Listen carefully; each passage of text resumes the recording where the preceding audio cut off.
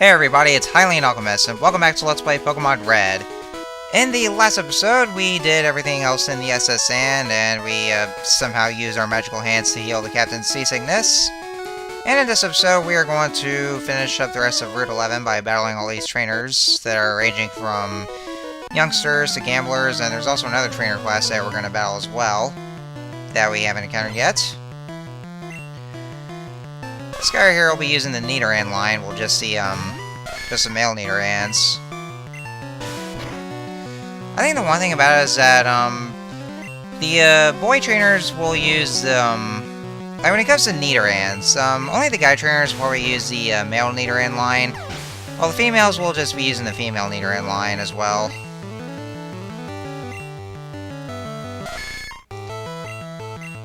And I think I wanted to show that out because, this is our first, or probably our first time just having to see ourselves battle a Nidorino, even though we have a Nidorino ourselves.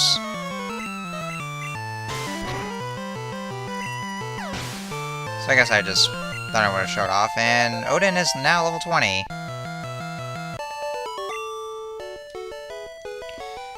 Too much, too young. Okay, that's why I noticed there is a bit of mistranslation right here. I mean, I don't know how old you are. I mean, you must be also 11 or something. I don't know. Probably the same age, and yet you tell us that we're too young. That's kind of hypocritical, you know, because you're too young too. You're a youngster, right? That's what you're called, a youngster. So, anyways, yeah, Route 11 is basically an optional route. I mean, you can just go there and, like, just to level your Pokemon if you want, like, for experience reasons, but, you know, like I did say before, I'm going to be battling every single trainer in Kanto, just like I do with all my other Pokemon games that I play. Just for the sake of, you know, just trying to straighten up our Pokemon, like, you know, just for experience.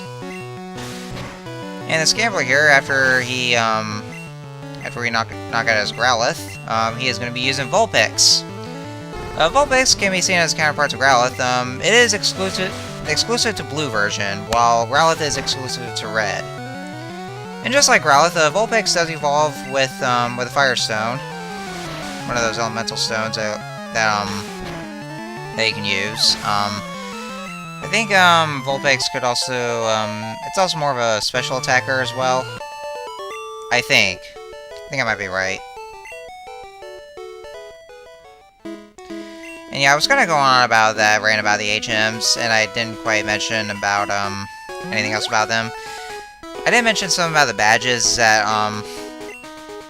like, to be able to use HM moves outside of battle all depends on the kind of badge you got. So, right now we have the Boulder badge and the Cascade badge, so we can be able to use, well, the Boulder badge we can use Flash, and for the Cascade badge we can use Cut. We don't have Flash yet, but we have Cut right now. Yeah, like I was saying, like, HMs, they're very annoying. You can't really get rid of those, well, unless you use a move deleter to get rid of those, but the move deleter doesn't exist in this gen. So you're stuck with those if you already taught them to one of your Pokemon. You can't get rid of those at all. This right here is an Engineer, and Engineers will specialize in electric types. Mostly the electric types are based off inanimate objects, like this Magnemite. You know, Pokemon based off inanimate objects. I mean, they're one thing that they get harped on because their designs, or just the mere fact that they're inanimate objects. And the one thing that Gen 1ers just ignore a lot, because even Gen 1 does have Pokemon based off like that, like even stupidly designed Pokemon like Voltorb. But anyway, I kind of want to go back to the HMs part. Yeah. The HMs, like, especially in Gen 4, I mean, as much as I really do enjoy Gen 4, particularly Platinum, one of the worst things about it is the amount of HMs. Especially with Defog. Like, why is Defog even there? Seriously. In Gen 5, the HMs are much less of a chore, thankfully. I mean, HMs are more, optional per se. Like, I know that a cut is still in that game, but there are very many, there are much of the shrubbery to cut down in Unova, so Gen 5 is pretty much the only gen where, as much as I don't use HM slaves, Gen 5 is the only gen where I actually don't mind using HM slaves all that much. And thankfully, though, we were all so happy about this that come Gen 7, HMs are gone! They're completely wiped off the face of the earth. And yes, we were all happy about that there are no more HMs, and instead we have Poké Rides as a replacement for that. Thank God! Because I was so overjoyed because of that. Just not having any HMs whatsoever. And here's another engineer, and he's also another trainer of interest that, well, another Pokemon we haven't seen yet.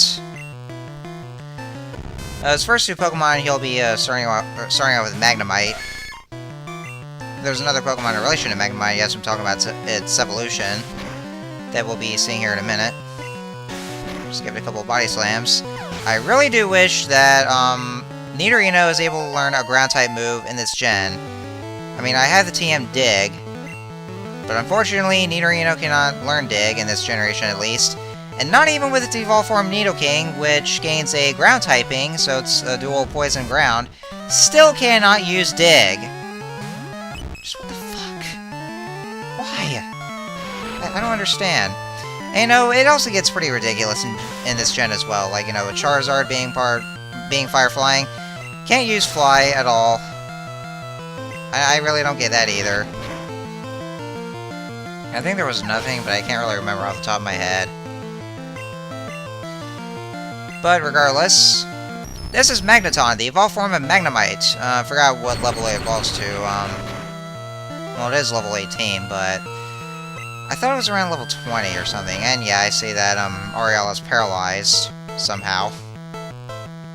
Yeah, sometimes ThunderShock or Thunderbolt can pause. What am I saying here? Pause? Okay, well, I guess I can just go ahead and pause my recording now, or just pause the game, let alone with that. Yeah, let's go with that. But anyway, yeah, ThunderShock can sometimes cause paralysis, so you want to be careful about that. And there's like a 1 in 3 chance for your Pokemon not being able to move at all due to paralysis. But in my case, for some reason, it can happen pretty often. Like, this will probably only apply to the only to the opposing Pokemon with a 1 in 3 chance of not being able to move because of paralysis. But in my case, for my Pokemon, it happens a lot! Because the game hates me for some reason. But yeah, with Magneton here, it actually does get better with later gens, not only because it gains the Steel typing, starting with Gen 2. Later on in Gen 4, it gets an evolution in the form of Magnezone, which can only be evolved in certain areas, such as Mount Coronet. Then there's Chargestone Cave, Route 13, and Kalos, and what else? Vast Pony Canyon. Yeah, that's right, that's what it was. And also the what was it, New Mauville, but only in Omega Ruby and Alpha Sapphire. And that is one of Professor Oak's aids. Yeah, I guess you kind of forgot that Professor Oak does have aids. And there's binoculars here. A big Pokemon is asleep on the road. It's actually right nearby, by the way. And the only way to get from Cerulean City to Lavender Town is by way of the Rock Tunnel. All because of the Snorlax that is blocking our way, which we'll see in a minute. Right over there, that is a Snorlax. And I really don't know why you are not... Well, Red could not even just crawl right over Snorlax. I mean, it's just... fastest. It's starting in deep sleep right now, so you could have just crawled over it, so you can get to Lavender Town. I don't know why that's really stopping you from having to proceed onwards from that Snorlax. Which again, more video game logic. So yeah, going back with Professor Oak's aids here. If you have a certain number of Pokemon that you've caught in your Pokédex, like as long as you've caught that certain number of Pokemon, then one of Professor Oak's aids will give you a kind of prize for or some kind of prize for that kind of achievement. And this gym right here, Vermilion City Pokemon Gym Leader, Lieutenant Surge, the Lightning American. What? Lightning American? Well, just so you know, it actually kind of does get retconned because later on we would get the Unova region, which is based off of America. Well, New York, actually. As a matter of fact, in Black and White 2, there's that one guy in the Pokemon World Tournament where if you talk to him, he'll give you info on the gym leaders, and you'll start to question that Lieutenant Surge could possibly be originally from the Unova region. So, as a matter of fact, you could say that he's also called the Lightning Unovan. So, anyway, this gym here specializes in Electric-type Pokemon. And, they only have one weakness, which are ground types, but unfortunately none of our Pokemon can learn Dig right now. Right near Vermilion City, there's Diglett's Tunnel. Or no, Diglett's Cave, actually. I was thinking of Sun and Moon, where it's called Diglett's Tunnel. Which are pretty much the same thing. In Diglett's Cave, that's where you catch a Pokemon called Diglett. And if you want to easily cheese a Vermilion City gym, then you can go for Diglett. But since I'm a masochist, I'm not going to go for that. I'm just going to go for my regular team. But if you want to get through the Vermilion City gym quickly, then I would suggest you catch Diglett in Diglett's Cave. And that's a rocker we are facing right now. Again, just like the engineers, they'll be they specialize in electric-type Pokemon, but they'll mostly use inanimate objects, but occasionally it could be Pikachu. Or, actually no, I think it's all just Pokemon based off inanimate objects. And Odin wants to learn Focus Energy, and that gives, it actually pumps your Pokemon up, and it gives you a higher chance, a higher ratio of critical hits. So that's a good move that you want to go for if you want a higher critical hit ratio. So anyway, so yeah, for electric types, the Pokemon you do not want to bring with you are water types and flying types. Those are the Pokemon you don't want to put them against electric type Pokemon because they are weak against those. So anyway, I want to go ahead and continue on with the item that one of Professor Oak's aides would give you. That was the item finder. What that does is that it helps you locate hidden items. So yeah, there actually are some items where they are completely invisible, and you would just so happen to find one of them. We actually did come by with some of them. With the item finder, you can use those to locate some of the items that you couldn't find beforehand. I don't really use the item finder all that much because sometimes it can be inconsistent. Later on, though, they would call the dowsing machine, starting with Gen 4. But, I gotta say, though, I actually love the dowsing machine in Gen 5. It is much easier to use. Like, it'll just, show you with the arrows, they can pinpoint the locations there. So, anyway, on with the puzzle in this gym here. And probably one of the most annoying puzzles ever in any sort of gyms here. And that is why I'm speeding this up, because I actually kind of do take a while to get through this puzzle. And that's why I really don't like this puzzle at all, because what you have to do is that you have to look through those bins here to find a secret switch. And you have to keep searching until the dialogue tells you that there's the first lock. And you actually have to find 2 switches in those bins. After you get the first lock, the second lock is supposed to be right next to it. But even though I actually looked through the bin that is right next to it, I actually got the wrong one. So if you hit the first lock and then you get to the other bin and then it says there's nothing but trash, then the entire then the switches will be reset, and you have to start this all over from the beginning. And that's the reason. That's what's so annoying about those bins, or this puzzle actually in particular.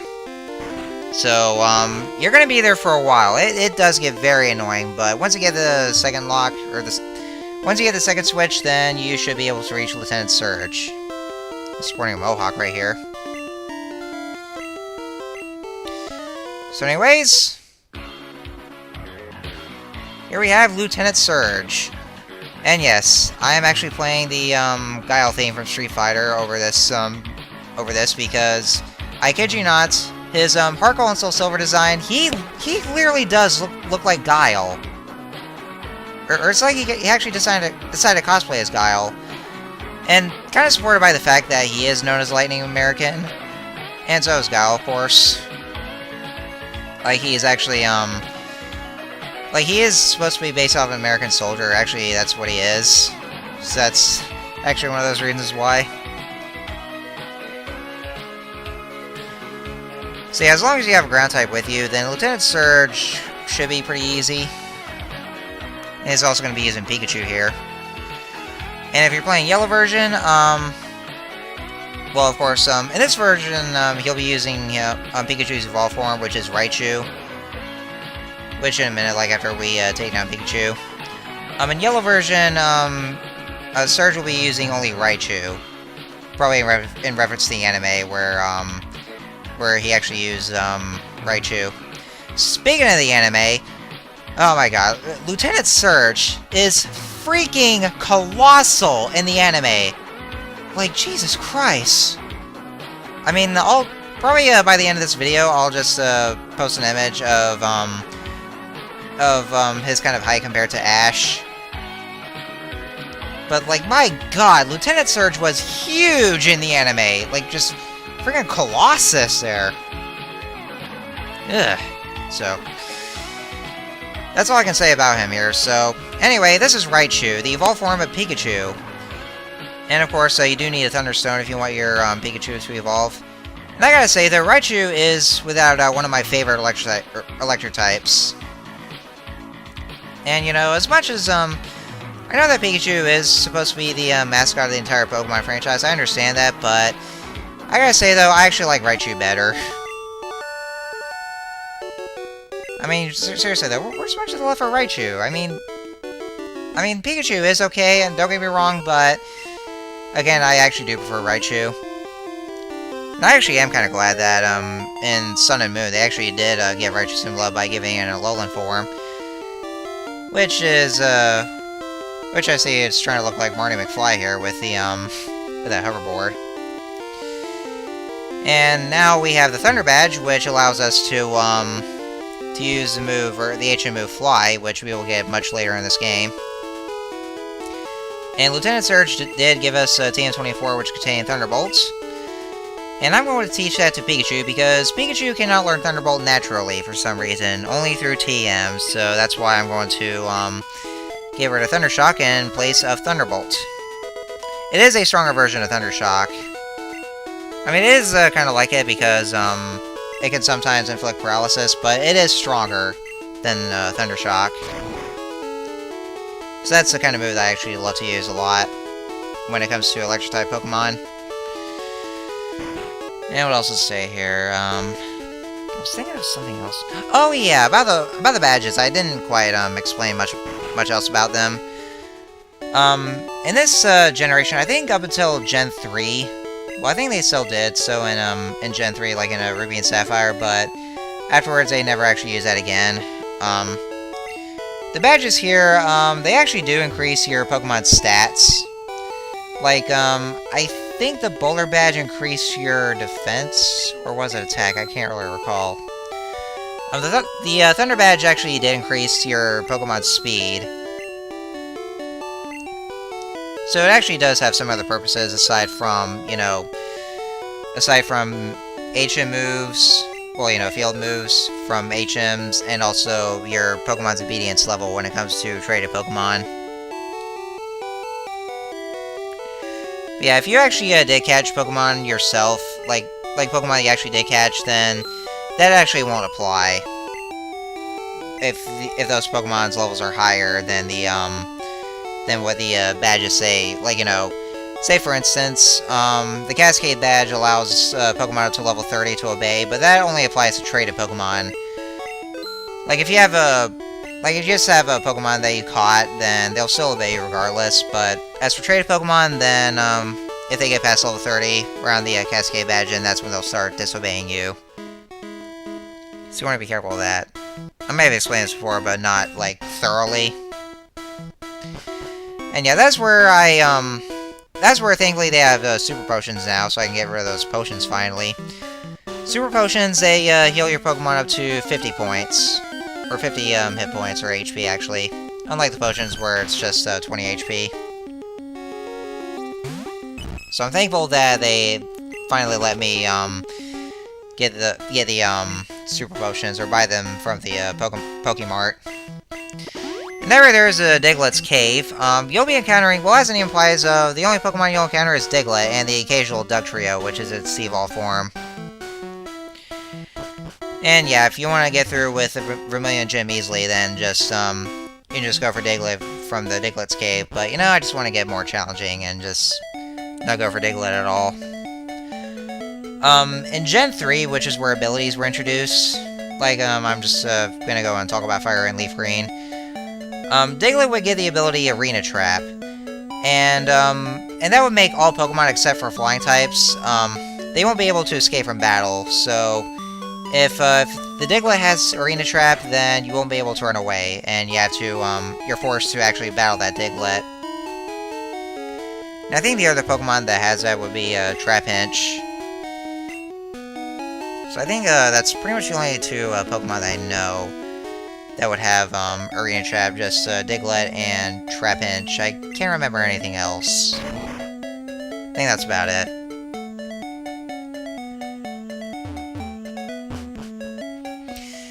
And we go in here. Yeah, the reason why that I decided to go back to Route 2, and yeah, that's where Diglett's Cave leads to, from Vermilion City to Route 2. And that's where you actually finally get to go back to those areas pre-Cerulean City, because of that one-way path. And yeah, you're gonna want to go back there, because later on you're gonna need to get, well, you actually don't need to, but it is recommended for that. That's where you can get the HM move Flash, which somehow we can only get later on, even after we got the Bowler Badge. And what Flash does is that, like, you know, in battle, it lowers your opponent's accuracy, or was it evasiveness? I think it was accuracy that it just lowers. While outside of battle, you can use that to lighten up dark caves, like in that one cave that we'll get to later on. Unfortunately, though, I was not able to get that HM move because you actually need 10 Pokemon caught. Like, not just seen, but you need to catch 10 Pokemon, or at least have them evolved.